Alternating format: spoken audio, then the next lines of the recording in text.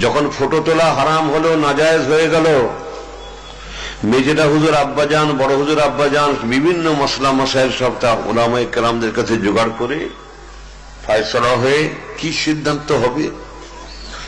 তখন বড় হুজুর কেবলা বলেন, বাবা কি ফয়সালা হলো?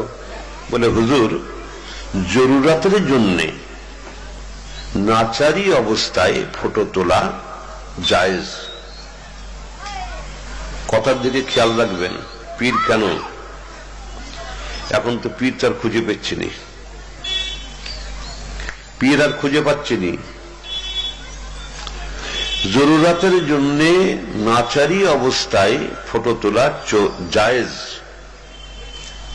বড় হুজুর আব্বা বলেন, বাবা হারাম কোনদিন হালাল হয়? না জায়েজ কি জায়েজ হয়? জায়েজ বলো না, বলো নাচারি অবস্থায় চলবে, জায়েজ বলুনি।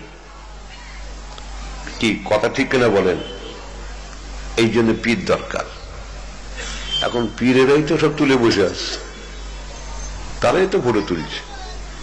আবার শুনতে শুনতে শুনি বলে পরিচিতির জন্যে বর্তমান সময়ে এই ফটো তোলাটা ওই নাচারির জন্যে চলবে। কাকে পরিচয় দেবে? মানুষকে। তুই মানুষের লোভে যাচ্ছ।